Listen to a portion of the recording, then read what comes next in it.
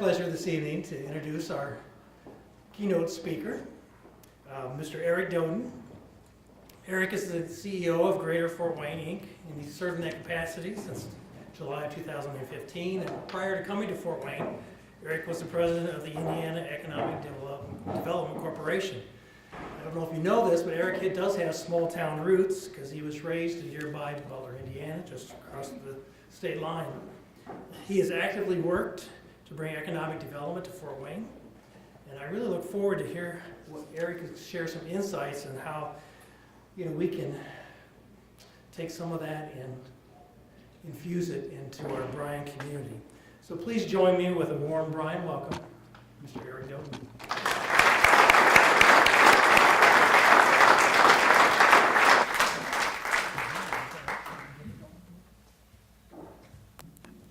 Man, you guys are a hard act to follow. I'm going to tell you. I mean, there was not a poor speaker in the whole bunch of you. And George, I'm telling you, very rarely do I feel lazy. But after listening to your list, I got a lot of work to do. And Robin, right? What a great love story. I mean, guys, come on.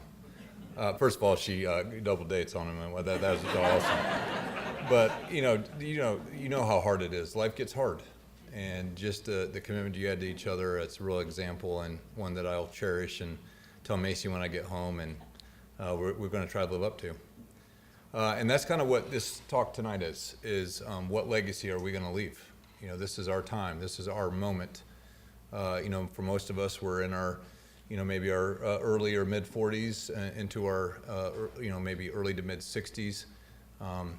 Maybe some a little younger, maybe some a little older, but at this point in time, we're leaving a legacy, right? And we kind of have this moment where we can make our mark. And I don't know about you, but many people in this world are motivated by money. And I told a group of entrepreneurs at Ball State that I asked how many were really desiring to be rich someday. Almost all raised their hand, and I said, I have bad news for you. If you make your life about riches, it will be not as fulfilling. But if you make it about impact, everything else will follow. And so what I want to make in my life is about impact, and I've had this opportunity to have an impact on my hometown. And even though Butler is really where I grew up, we always considered Fort Wayne home because that was the economic engine of our region. We understood that, and we did a lot of things in Auburn and in Fort Wayne, even though we lived in Butler. And so I've always considered this region my home. And what I'm going to share with you is a little bit of a story about where we've come over the last few years. I had the privilege of working with Mike Pence as the head of economic development for the state of Indiana. And one of the most exciting things that I had the opportunity to do is to travel the United States and study 8 economies that had led the nation in economic development. And why that was relevant is because I believe in lifelong learning. And I believe in learning from the expertise of others. And that's how you get better. And I had the privilege of traveling the United States of America and meeting with about 150 leaders in their place and listening to who, what, where, when, how, why. How did you go from where you were in 1993 to a nationally recognized economy in 2013? So a lot of what you're going to see up here is what we learned from those leaders and how we applied that to Fort Wayne. And the other thing I would tell you is on this journey, you have to remember when I go to the East or West Coast or to Chicago and try to attract businesses to relocate into the Midwest or into Fort Wayne, they have never heard of Fort Wayne. In fact, they often say, oh, I've been there. I said, where's there? They said, well, near Dallas. And I said, no, not Fort Worth. We had the Fort Worth problem a lot. In fact, I wish Fort Worth, we ought to sue them to get them to change their name so that we could just have our own. So here's the negative. When we go to New York, they don't know where Fort Wayne is. In fact, frequently they don't know where Indiana is, which also means they don't know where Ohio is. But the good news is we don't have a brand. So then when they see what we are, their expectations are so low that we blow them away. So part of what this presentation is what I use when I travel. I was just in New Jersey about a week ago, met with some high-level officials, trying to attract them to do some more business in Fort Wayne. And this is the presentation that I pretty much gave. So what I want to start is what is our mission in Fort Wayne, and I think it's relevant to Bryan. Our mission is, as an organization, GFW, Greater Fort Wayne, Inc., we're the business community's business, is to grow a nationally recognized economy. And we do it 3 ways. We grow jobs, we grow wages, we grow the economy. Now the rest of this is, about how we do that. But before we go to how, we have to talk about why. Now this young lady with 2 kids represents my motivation. My motivation is not just though about my family. My motivation is about other families and that they have more opportunities than we've ever had before in the history of Fort Wayne. And it drives me every single day. Not only that, but I recognize this. In our 60-mile radius are 1.4 million people. And Kirk, what do I say to the team at the end of every Monday's meeting? How many people rely on us to bring our A game, Kirk? 1.4 million people. 1.4 million. Now I'm going to give you a little different perspective because this is also my perspective. Kirk, what does America need right now? Jobs, higher paying jobs. For the Midwest to rise again, right? We talked about the Midwest to rise again. Who is the most likely to bring the Midwest back? The state of Indiana and the state of Ohio. These 2 states combined are the most likely to bring the Midwest back. And so what I really say to our team when I really want to blow their mind is, how many people are relying on us to bring our A game? 365 million. Because the United States of America needs us to go to the next level. They want us to go to the next level. The other thing that I'm concerned about is the flight of capital. So if you follow what's going on in the world right now, you're talking about the largest transfer of wealth in the history of the United States that's about ready to occur over the next 15 years. And what does that mean? Do you know how much money of Sam Walton's is invested in Denver and not Northwest Arkansas, even though it was made in Northwest Arkansas? Do you want to know why? Any guesses, real quick? Who lives in Denver? His kids. So when you transfer wealth and your kids no longer live in your community, the challenge is that wealth transfers and it's very quiet. I tell our business leaders all the time that money is like water. What does water do? It goes to its least resistance. And money is the same way. So when you have the passing of wealth, if you don't have those members of that family here, what happens is your wealth begins to migrate. And we're very, very concerned about that in Indiana and in Northeast Indiana, because we see it happening every day. People moving to Florida, to Phoenix, to Arizona, to other places across the country, in some cases to California, and they take their money with them, and it doesn't necessarily get reinvested back in the Midwest and in Northeast Indiana. We are deal makers, so what do? We market worldwide. We market to the businesses. There's about 8,000 businesses in Allen County, and we also improve our community. Last year alone, it was a very, very busy year for me personally. I traveled to all those locations. When I travel, I generally go for 2 to 3 days.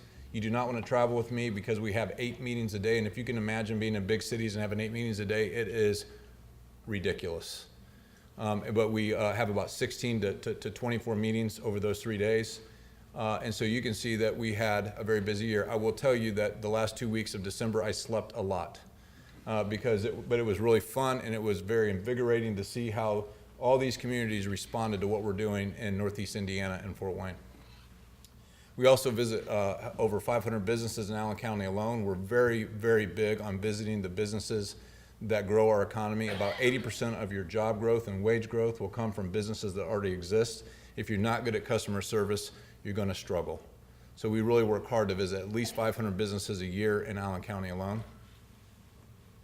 And so how do we improve our community? Last year in Allen County, we had $1 billion in building permits. It was an all-time record. We've never been over the billion mark. We were a top 5 housing market in the country, and we started $684 million worth of projects in downtown alone in 1 year. Let me help you understand and put that in context. We told this to a group, that is the equivalent of 18 billion in downtown projects in Chicago on a per capita basis. So it was a remarkable year for us to go from where we were 3 years ago to where we were today. What is the result from all this activity? We had 28 deals, 1,838 new jobs, 81 million in new and payroll, and 242 million in investment. But let me give you context. If we were at the same wage that we were 20 years ago when we were 105% of the national average, our payroll in Allen County right now should be roughly 9.5 billion. If we were at the same what we were 20 years ago. Today it's about 7.5 billion.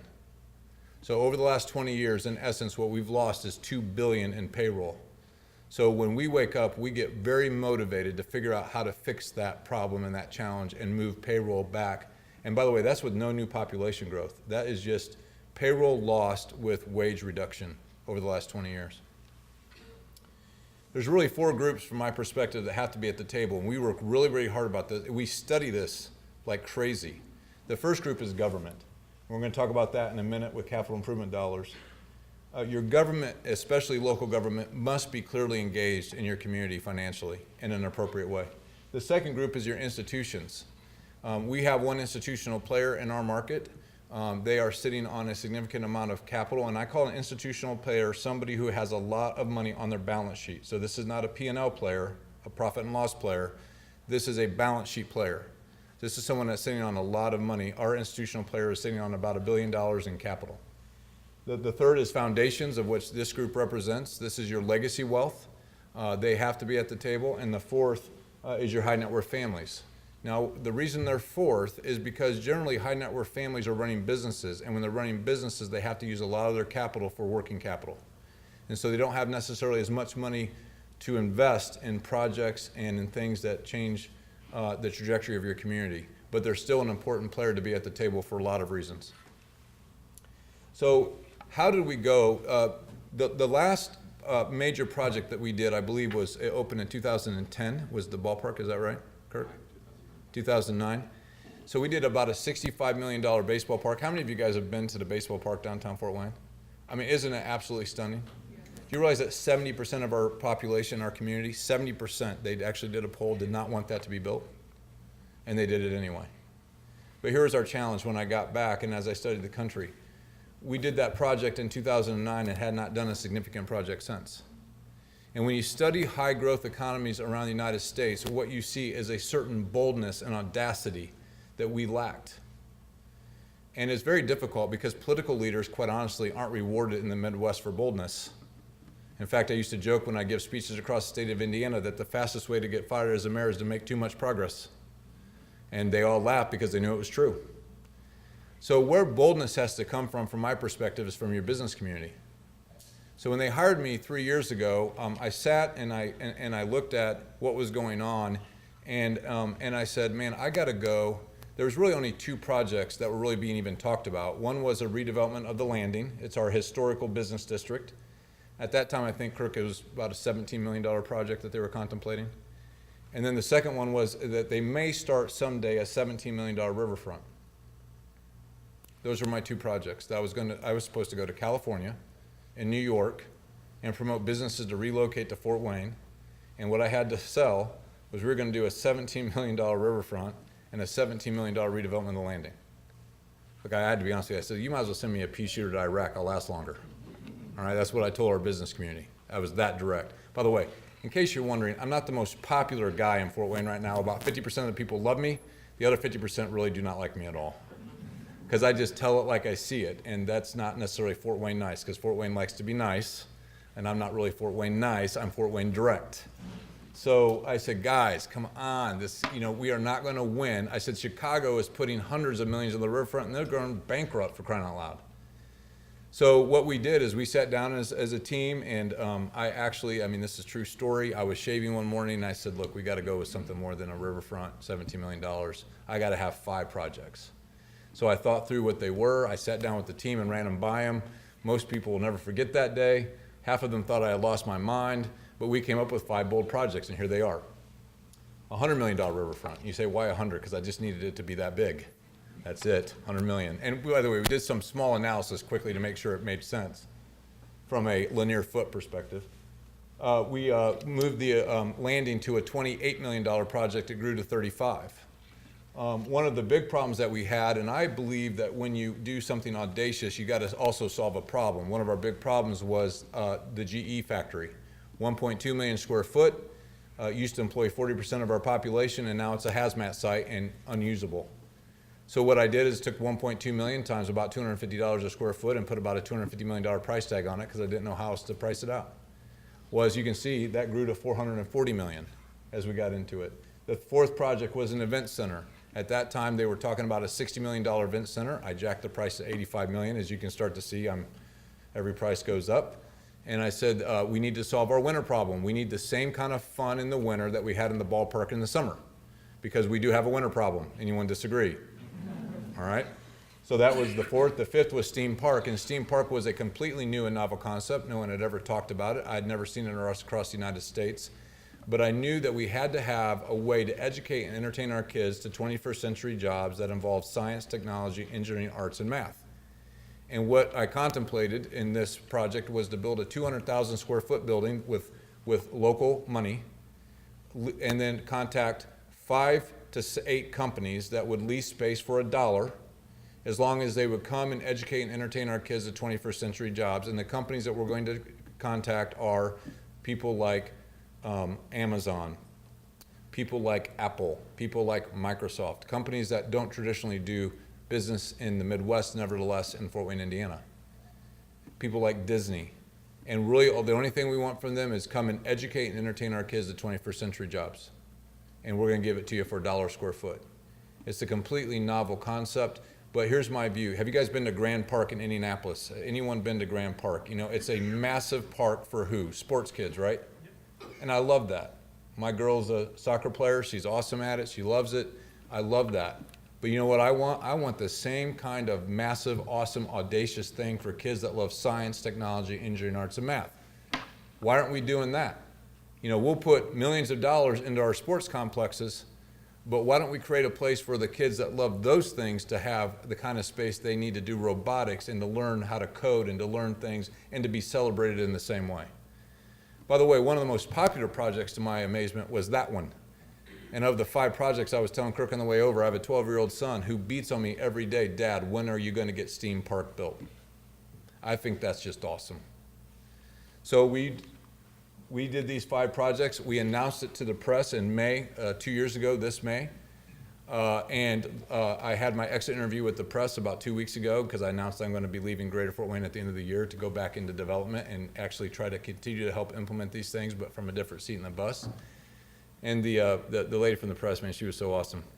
She said, you know, Eric, when you came in here 2 years ago and said we were going to do 5 bold projects in 10 years, and you announced what they were and how much they were, we thought you had lost your ever-loving mind. Holy cow, dude, what in the world happened? Because here's what's happened in 2 years. Now remember, the last time we did a bold project was what year? 2009, $65 million. And I announced on May 2 years ago that we were going to do, by the way, did I say the politicians announced? No. I stood up and announced it in an annual meeting with 400 people in the press there. Top of fold next day, by the way, was GFW announces that basically government was going to spend $400 million on 5 bold projects in 10 years. Do you guys think I had any politicians in my office that afternoon? I did. Do you think they were happy with me? They were not. You know what they said to me? What in the world did you just do? I said, made an announcement. And they said, yeah, you announced that we were going to spend $400 million of public money in these 5 projects. I said, yes, I did. They said, well, you have no right to do that. And I said, I didn't say I did. I just announced it.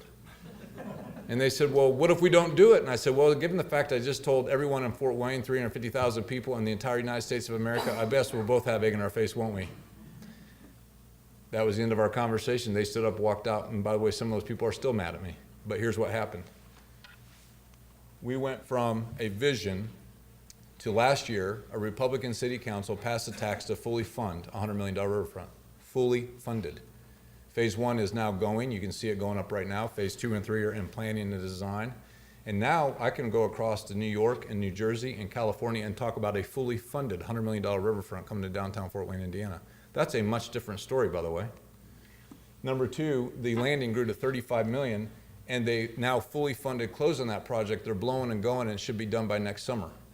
By the way, you know how much community pride comes in when you redevelop your original business district that was your historical business street? Like, people are loving this. And when they see it done, they're going to love it even more because it's going to bring people together as a community in ways that we haven't come together in years. Number 3, Electric Works, $440 million project. They are in the process right now. We have all the federal money, all the state money on a $220 million phase 1 already in. We have the private equity sourced, and we're only waiting on the approvals for the $62 million that's left to give by the locals to do a $220 million project that I believe should be started by September 1st of this year. And within 18 to 24 months, they will be delivering product for the first time in 50 years on a historical site that is going to transform our region with the Innovation District. And this is about live, work, play, learn. And then phase 2 starts 2 years from now, 220 million phase 2. And within 4 years, we will have $440 million project. This will be one of the most amazing innovation districts in the United States of a city of any size. Nevertheless, it will be the most amazing innovation district that we've seen in the country for a city of our size. Unbelievable. By the way, we are shocked that we are at this spot, but it was because of a great team and hard work and a big vision and tenacious leadership with a lot of people that got us here. And let me tell you, negotiating with GE and the railroad, not easy. Don't do that. Just do it once. It's kind of fun once, but don't do it twice. Steam Park, $180 million project. That property was owned by a family locally. They now have sold that to the city. There's a RFQ that went out. There were 4 respondents. Now there are 4 people that have been shortlisted because they were all good respondents to an RFP.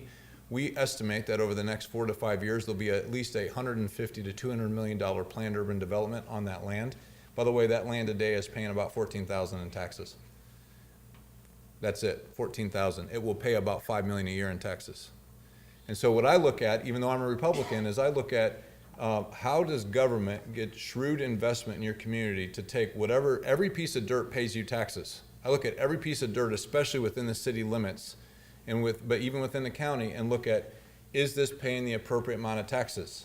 Because there's 2 ways to look at government, right? One is about revenue, the other is about expenses. And so many people focus on expenses, they forget revenue. So I want to go real quick to here. This is, over the next 40 years on electric works, what it would have paid us is $4.8 million in taxes over the next 40 years. We now estimate that it will pay us at least $200 million plus. And that's probably a very conservative estimate in taxes. And by the way Indiana taxes work, when your assessed value of corporate goes up, the assessed value of the property of the individual resident goes down. So this is good for our residential taxpayers.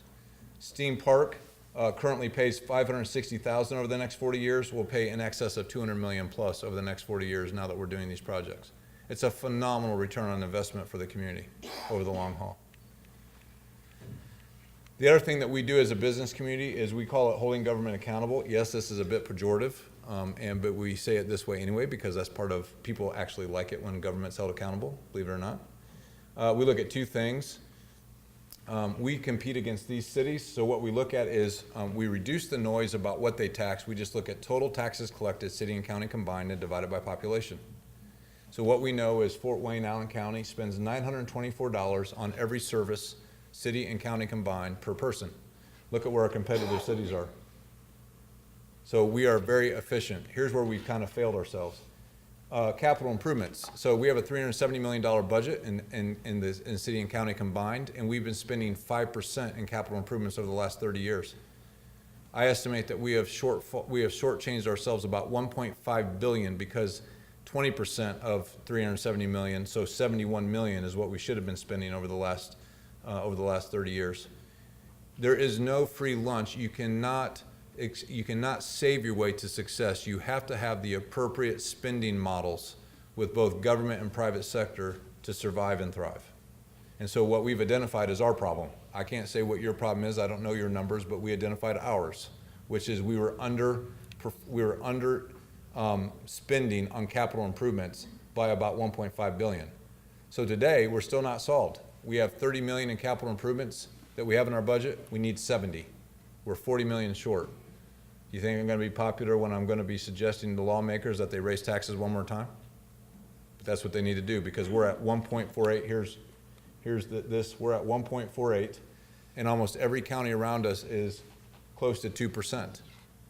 And that delta difference, 1.48 to 2%, is where your 40 million lies. And by the way, we're the economic engine, and we're already a low tax environment, but you can't be a no tax environment. And that's said as a Republican who believes in limited government and who believes in free market economy. But you have to have rational government. And that's the argument that we've been making with our community now for the last 2 years.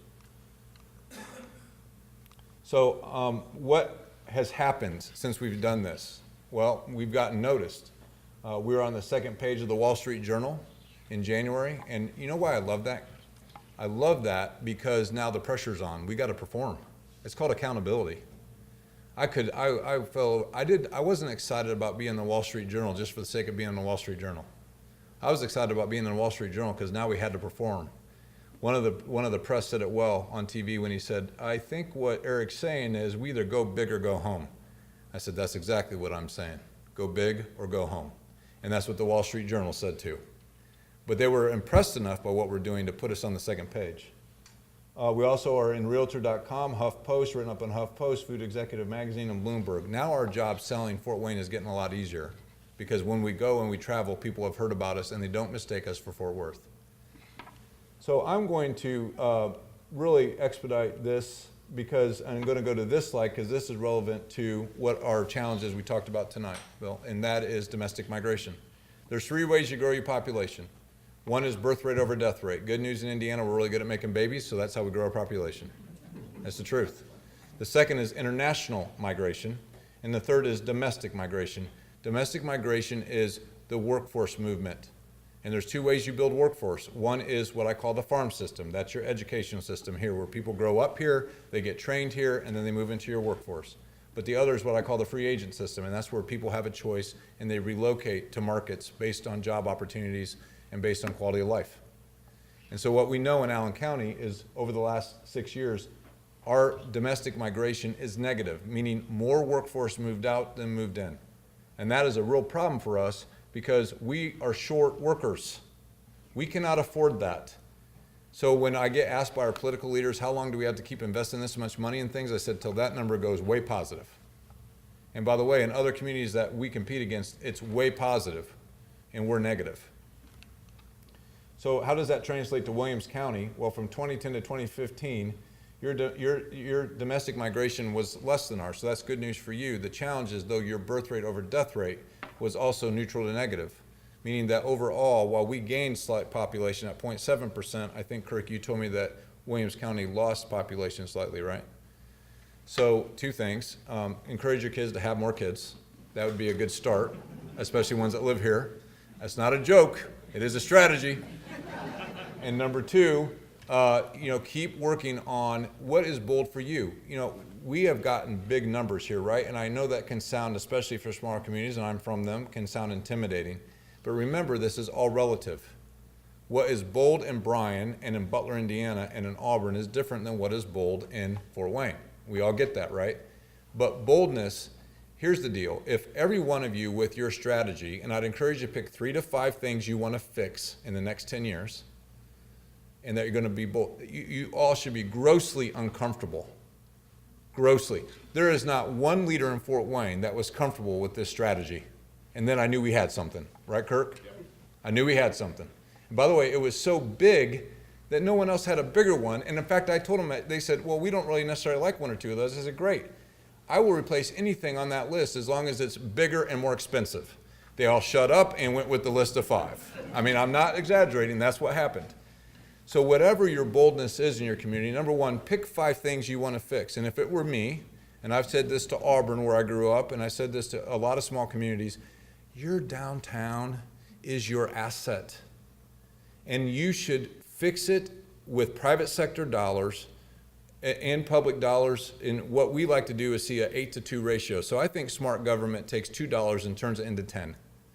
But 8 comes from the private sector. And that's the kind of ratio I look for. But I will tell you this, the free market will not fix downtowns like this unless they can make money. Allow them to make a little money, it's okay. But recognize that if you can take 2 or 3 of your dollars to get 7 or 8 from the private sector, that's a good deal for the community. But fix this gem fix it up as fast as possible. Allow these young people to live in apartments above the retail, and take these beautiful downtowns and make it your core asset where everything is excellent. That's, to me, number 1. When I leave this job, I'm actually going to do an RFQ to 12 communities on a first-come, first-served basis to do a $40 million project downtown if they will sign a commitment to do a public-private partnership. It'd be, I think, the first time that we've ever heard someone do an RFQ to a city rather than the city doing it to the private sector. We're just going to turn it and flip it. But it's the first 2 out of the 12 that come to me that get to go do the deal because I can't do 12 at one time.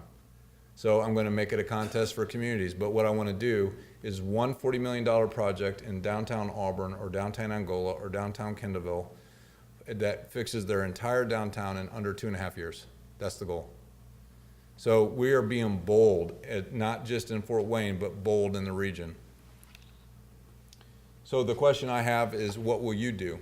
What will be your boldness? What will be your legacy? What will be the thing that you leave the next generation? What are the problems that you're going to fix? I have a simple rule in economic development, and please forgive me for those of you who attend church, and I do too, that this is not an approved message, but clean up your crap. It's just my, like, let's clean things up. That's my rule of economic development. And pick the 5 crappiest things you hate the most and say, those are the first 5 we're going to clean up right there. I think one last thing I'll say, and then I'm going to stop and do Q&A because there's a lot to this story, but we can talk about it offline.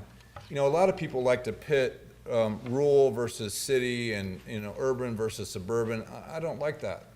It's not an either or, it's a both and.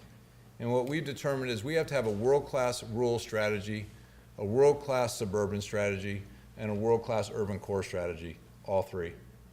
Now, what do you mean by rural? Well, guess what? A lot of our neighbors don't like factories next to them anymore.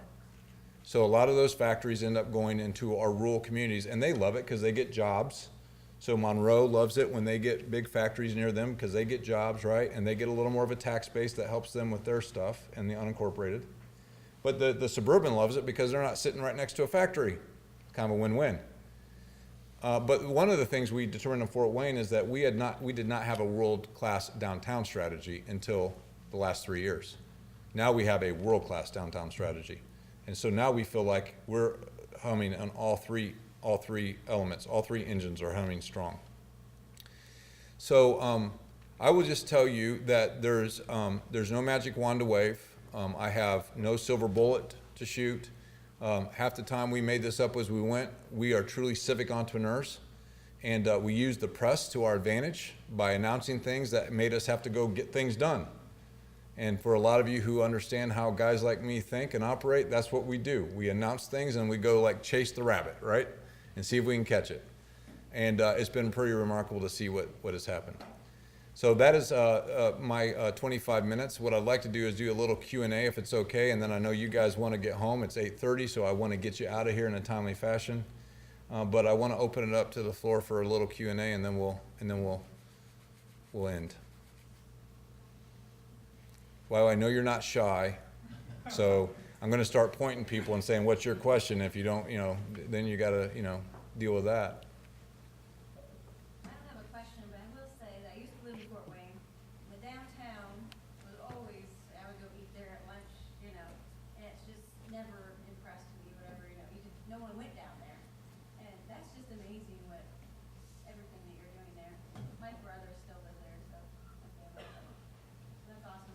Well, thank you. Yeah, it is. And my wife and I got married in '98, and we hunted all over downtown for a place to live. We desperately wanted to live in the downtown urban core of Fort Wayne. And after about 2 or 3 days, just determined there was nothing. So what we did what we had to do. We went out to suburbs. And to this day, I'm a little jealous of all the people. I see all these young people running around downtown that are just getting married, and I'm like, oh, turkeys. Eric, I want to understand the ratio between public and private. I think you said 20% public, 80% private is the ratio that's most successful in terms of making these types of investments? Well, it depends. So it kind of starts like this. When we study this around the country, and remember that we have legacy assets that are really difficult to deal with. We don't have to do public-private partnerships in the suburbs. You just don't, because it's raw dirt. You don't have legacy problems with environmental issues and regulations, and you don't have bricks and sticks that are run down, which are harder to fix than new build. I mean, it's more expensive to repurpose than to build new. But here's when you don't repurpose, you lose your history. So I always view it as an investment in our past and our history when we invest as local government into these things. But when we study this around the nation, what we found out is that their initial worst case scenario that they had was 60-40. 40% public money, 60% private. A lot of the public money, frankly, came from TIF or came from a tax abatement, so that there wasn't really a big loss to the community or investment of capital. But as they got better, it went from 60-40 to 70-30. and then ultimately 80-20, and then eventually what happened is it went to 100-0, and that's when it really got fun.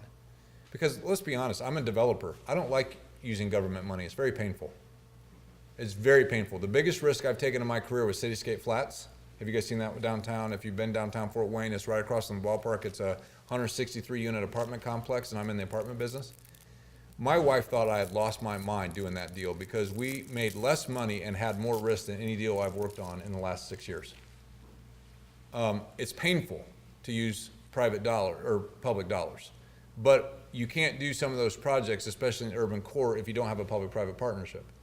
But what I do require for all the people that I'm on the other side, so full open kimono. I show the public exactly how much I'm making. I show them my margin. I show them my underwriting. They get to see everything because I view them as a partner. And if they question it, I'll answer the question. By the way, most of the money that we make is based on market. You know, we can show them that this is the industry standard for how much we make. My investors want to make 18 to 20 points for that level of risk all day long. And I give that to them in the suburbs. I can't expect them to invest in urban core for less than that. So I show that to the public, and we do full exposure as if they're a business partner to us. But the other thing I remind the public is, yes, you had to put in 7 million of the project, but I had to put in 21, of which about 3 million of that was equity. The rest of it, I had to fully guarantee the bank debt, like fully guarantee. My rear is on the line the whole time that project's in place. And that's what my wife was freaking over. She goes, are you crazy? You lost your mind? You're gonna make that little money and you're gonna have a $18 million personal guarantee? I'm like, yeah, honey, we can't take it with us. You know, let's just, go for it. What's your legacy gonna be, right? What's your legacy? That's exactly right. Yes, sir. A significant part of our downtown area is owned by absentee owners. Ooh, For I all the love things that. we've talked about, not all of it. Those of us who've tried to deal with this problem over the last 20 years. And rightfully, they're concerned with their rents, they're not concerned about investment.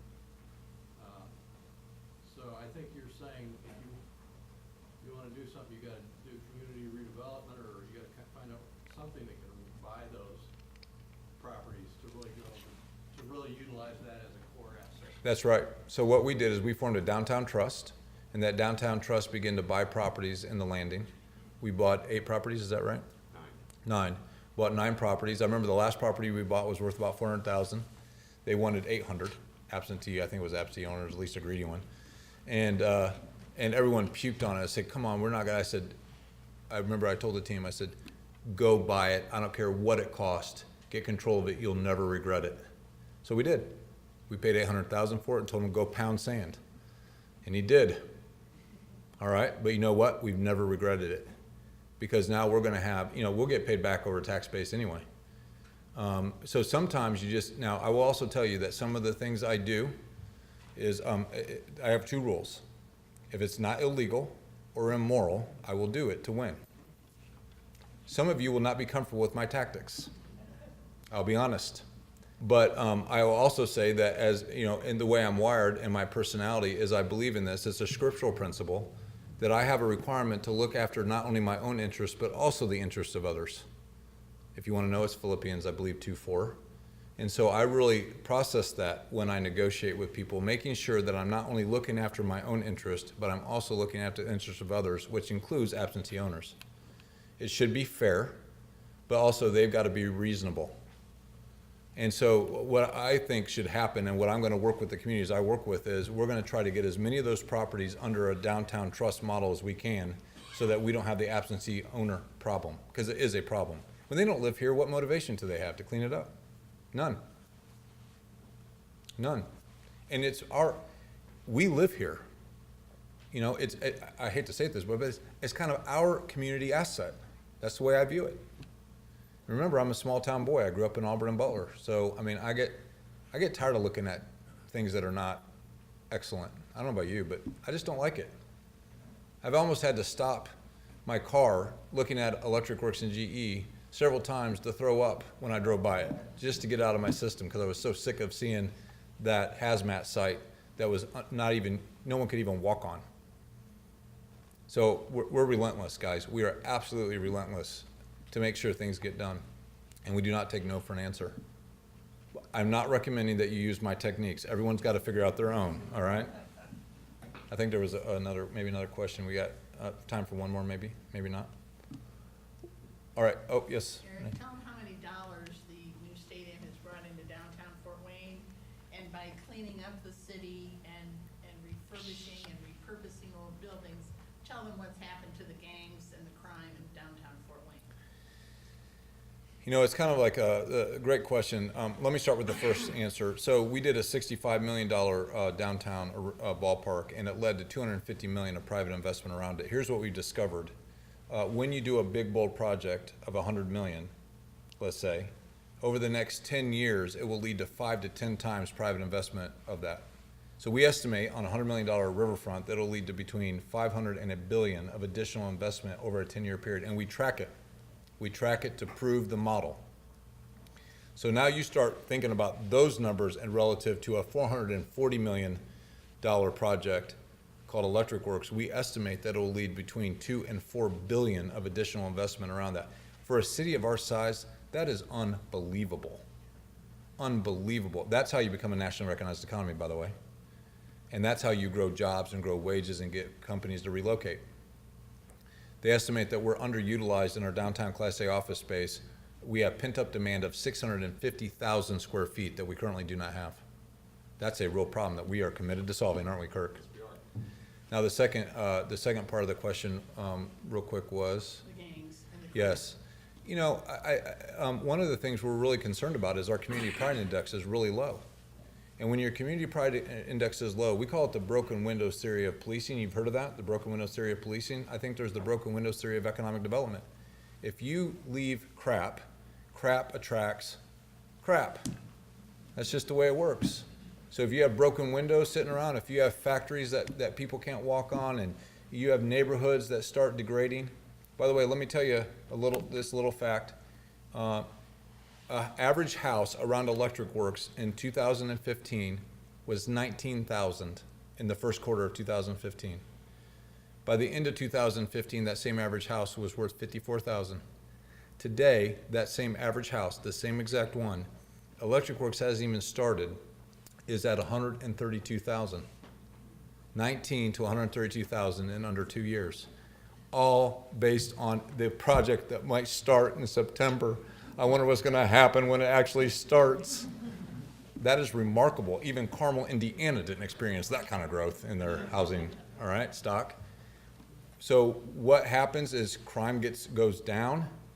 People get more motivated. They get more excited. They start thinking about how to be part of the community. They start having more hope. You know what's really sad in life is to see people without hope. People without hope is one of the most devastating things that I see. If you can give people hope and belief in themselves and their future, that's a gift that is hard. It is a gift that is hard to have a better gift than that. I don't know about you. I'll finish with this. I won the lotto with my parents. I did not deserve them. I did not earn them. I did not in any way have anything to do with who my parents were. I just got them. And they loved God. They loved each other. They loved their family. And they taught me a lot of life lessons that but for I would have been a complete jerk. Complete jerk. You can tell by my personality, I'm a little over the top. All right? But here's the deal. A lot of kids did not win the lotto with their parents. Their parents didn't love them. They didn't protect them. They didn't care for them. They didn't train them. They didn't coach them. And they didn't teach them.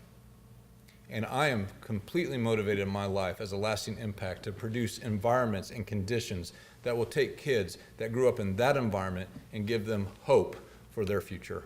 And that then they can give their kids hope for their future and break the cycle. So I hope as we end the night that you guys begin to think, because we are cheering for you. We are here because we love you guys and we care about you. And that's why we're super passionate about this. I'm just asking for you as a leadership team in this community, because this community cannot go further than you and your vision, to be bold, tenacious, and to give people hope and leave a legacy and make a lasting impact for your community. Have a great night. Thanks.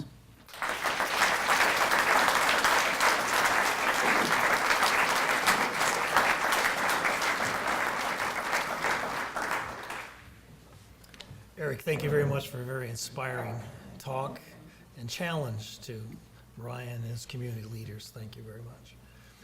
Hope you all enjoy the evening. I would ask the trustees and officers, good citizen, new members, we'd like to get a few pictures afterwards. But have a nice evening. Be careful going home. Thank you.